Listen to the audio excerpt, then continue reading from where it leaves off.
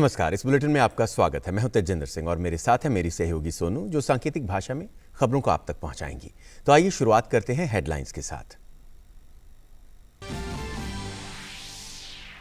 केंद्रीय सूचना एवं प्रसारण मंत्री अनुराग ठाकुर आजादी का अमृत महोत्सव के तहत आइकॉनिक वीक का करेंगे शुभारंभ। इसका मकसद व्यापक आउटरीच कार्यकलापों के जरिए नए भारत की अद्भुत यात्रा को दिखाना और स्वतंत्रता संग्राम के गुमनाम नायकों सहित स्वतंत्रता सेनानियों के बहुमूल्य योगदान का जश्न मनाना।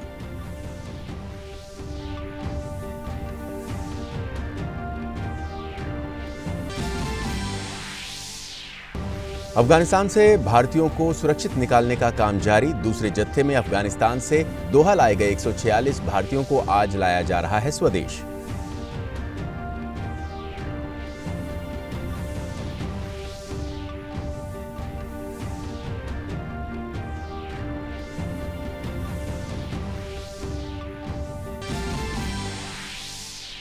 उत्तर प्रदेश के पूर्व मुख्यमंत्री कल्याण सिंह का आज नरौरा में गंगा तट पर किया जाएगा अंतिम संस्कार। राज्य में आज सार्वजनिक अवकाश।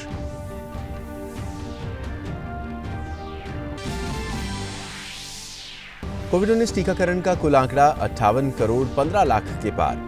तमिलनाडु में लॉकडाउन 9 सितंबर, जबकि गोवा में लॉकडाउन 30 अगस्त तक।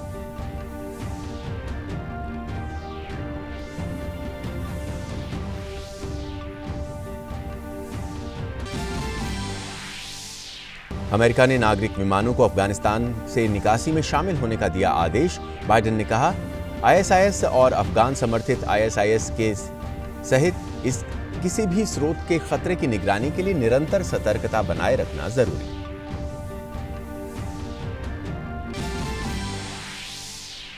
विश्व एथलेटिक्स अंडर 20 चैंपियनशिप में भारत को रजत पदक। शैली सिंह को लंबी कूद में मिला पदक। भारत के लिए इस बार की चैंपियनशिप में यह तीसरा पदक। और आइए अब देखते हैं खबरों को विस्तार से। सूचना और प्रसारण मंत्रालय आजादी के अमृत महोत्सव के हिस्से के रूप में आज से 29 अगस्त तक एक विशेष सप्ताह का आयोजन करेगा। सूचना और प्रसारण मंत्री अनुराग ठाकुर इस विशेष सप्ताह का उद्घाटन करेंगे, जिसमें जन भागीदारी और जन आंदोलन की भावना के अनुरूप देश भर से लोग हिस्सेदारी करेंगे। इसका उद्देश्य व्यापक आउटरीच कार्यकलापों के माध्यम से नए भारत की अद्भुत यात्रा को दर्शाना और स्वतंत्रता संग्राम के गुमनाम नायकों सहित स्वतंत्रता सेनानियों के बहुमूल्य योगदान का जश्न मनाना है। आकाशवाणी नेटवर्क द्वारा विशेष कार्यक्रमों की एक श्रृंखला शुरू की जाएगी। इनमें धरोहर, निशान और अपराजिता शामिल हैं। दूरदर्शन नेटवर्क पर चल रहे गुमनाम नायकों और स्वतंत्रता संग्राम दैनिक विशेष समाचार कैप्सूल के अलावा नए भारत का नया सफर और जर्नी ऑफ न्यू इंडिया के तहत क्षेत्रीय कार्यक्रमों का प्रसारण करेगा, जिसमें कूटनीति, डिजिटल भारत, विधायी सुधार आदि जैसे विषय शामिल होंगे। दूरदर्शन नेटवर्क नेताजी, देसी रियासतों का विलय आदि जैसे वृत्त चित्रों की एक श्रृंखला का प्रदर्शन करेगा।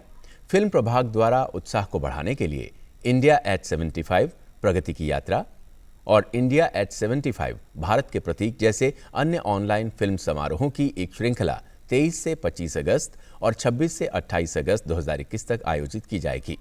Bureau of outreach and communication देश भर में नुक्कड़ नाटकों, स्किट, मैजिक शो, कठपुतली, लोक गायन के माध्यम से आरओबी द्वारा 50 से अधिक एकीकृत संचार और आउटरीच कार्यक्रमों और सॉन्ग एंड ड्रामा डिवीजन द्वारा 1000 से अधिक प्राइवेट रजिस्टर्ड ट्रूप के माध्यम से लोगों तक पहुंचेगा।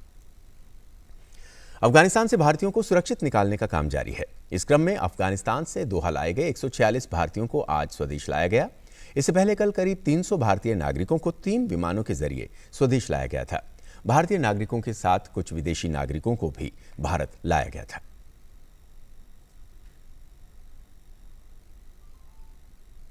उत्तर प्रदेश के पूर्व मुख्यमंत्री कल्याण सिंह का अंतिम संस्कार आज बुलंदशहर जिले के नरौरा राजघाट पर होगा। वैदिक रीति रिवाज से कल्याण सिंह का अंतिम संस्कार किया जाएगा। कल्याण सिंह की अंतिम यात्रा सुबह 9 बजे अलीगढ़ अहिल्याबाई होलकर स्टेडियम से निकलेगी।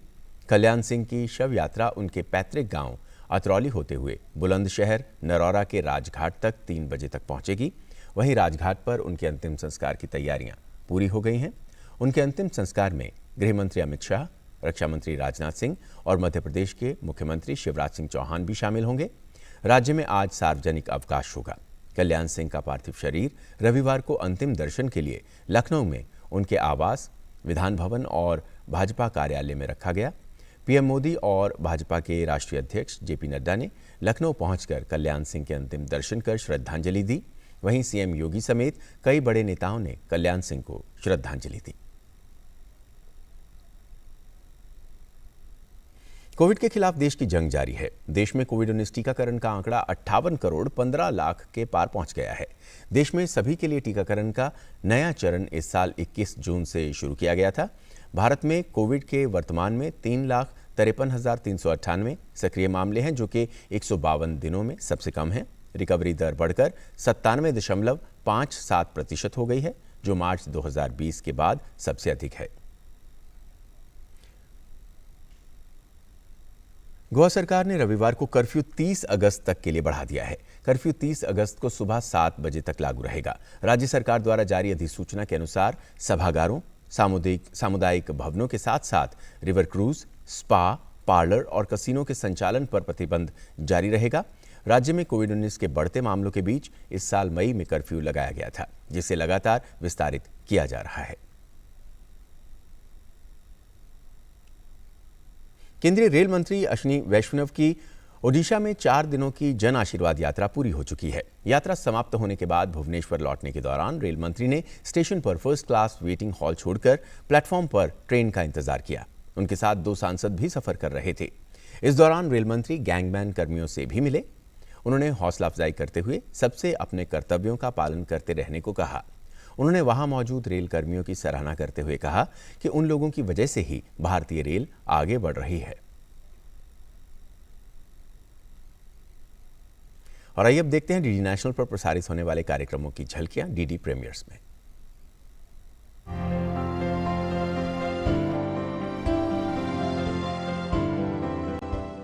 नमस्कार, आप देख रहे हैं डीडी प्रीमियर्स और आपके साथ मैं हूं शहला निगार। अपने इस खास कार्यक्रम में हम आप तक लेकर आते हैं दूरदर्शन के विभिन्न नेटवर्क्स पर प्रसारित किए जाने वाले शानदार कार्यक्रमों की खास झलकियां। तो देर किस बात की है, शुरुआत करते हैं धारावाहिक श्री गणेश के साथ और देखते हैं कि आज क्या कुछ खास रहेगा इस धारावाहिक में। तुम दोनों इसी समय तोते बनकर दुष्टा अदिति के आश्रम में पहुंचो और विरजा की हत्या करने वाले गजमुख को अपनी चोंचों के प्रहारों से समाप्त कर दो।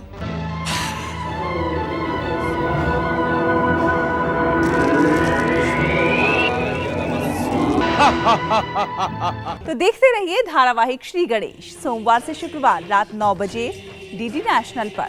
और धारावाहिक द्रौपदी में आज आपको देखने को मिलेगा कि अर्जुन के वियोग में द्रौपदी द्वारा कविता लिखने पर भीम क्रोधित हो जाते हैं। क्या मात्र अर्जुन ही तुम्हारा पति है? क्या तुम्हारा पत्नी धर्म मात्र अर्जुन के प्रति है? क्या हम चारों पांडवों की उपस्थिति अर्जुन की अनुपस्थिति के समक्ष बेमोल है?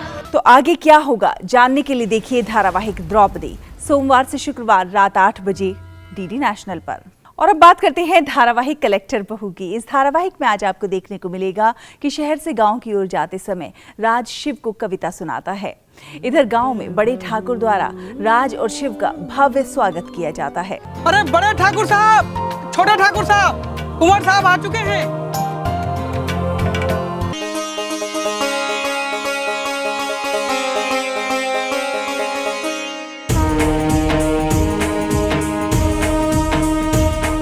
तो अब आगे क्या होगा जानने के लिए देखिए धारावाहिक कलेक्टर बहू सोमवार से शुक्रवार दोपहर 3:30 बजे डीडी नेशनल पर।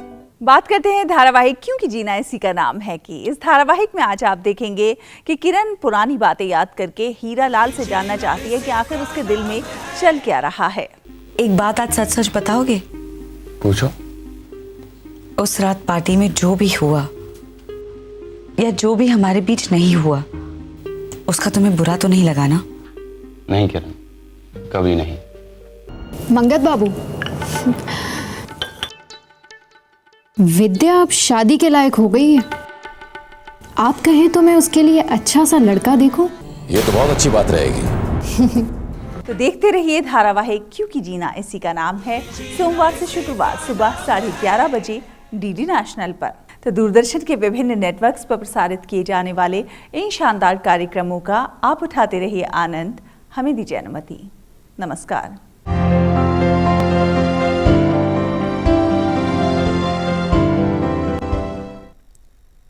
और आइए अब देखते हैं खेल से जुड़ी कुछ खबरें। भारत की शैली सिंह ने शानदार प्रदर्शन करते हुए अंडर-20 विश्व एथलेटिक्स चैंपियनशिप की लॉन्ग जंप स्पर्धा में रजत पदक जीत लिया है। शैली ने अपने तीसरे प्रयास में 6.59 मीटर की छलांग लगाई, जो कि 6 प्रयास में उनका सर्वश्रेष्ठ प्रदर्शन रहा। क्वालिफिकेशन राउंड में शीर्ष स्थान हासिल करने वाली 17 वर्षीय शैली ने फाइनल के पहले प्रयास में 6.34 मीटर की छलांग लगाते हुए बेहतरीन शुरुआत की। दूसरे प्रयास में शैली ने 6.34 मीटर की छलांग लगाई। तीसरे प्रयास में शैली ने 6.59 मीटर की छलांग लगाते हुए न केवल दूसरा स्थान हासिल किया बल्कि रजत पदक भी अपने नाम कर लिया। स्वीडन की माजा अस्कग ने 6.60 मीटर के साथ स्वर्ण पदक जीता।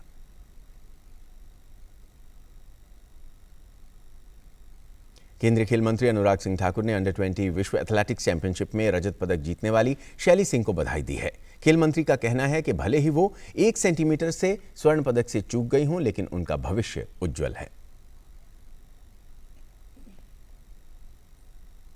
रूस के उफा में आयोजित हुई विश्व जूनियर कुश्ती चैंपियनशिप में भारतीय खिलाड़ियों का शानदार प्रदर्शन देखने को मिला। भारत ने प्रतियोगिता में 11 पदक जीतने में सफलता हासिल की। हालांकि इन 11 पदकों में से एक भी स्वर्ण शामिल नहीं है। भारतीय युवा पहलवानों ने शानदार प्रदर्शन करते हुए 4 रजत पदक और 7 कांस्य पदक देश के नाम हासिल किए। रविंदर ने 61 किलोग्राम वर्ग में, संजू ने 62 किलोग्राम में और भटेरी ने 65 किलोग्राम वर्ग में और बिपाशा ने 76 किलोग्राम वर्ग में रजत पदक हासिल किए। वहीं यश ने अपने वेट कैटेगरी में, गौरव ने 89 किलोग्राम भार वर्ग में, पृथ्वीराज ने 92 किलोग्राम भार वर्ग में, दीपक ने 97 किलोग्राम ने, अनिरुद्ध ने 125 किलोग्राम में और सिमरन ने 50 किलोग्राम में और सितो ने 55 किलोग्राम भार वर्ग में कांस्य पदक हासिल करने में सफलता पाई।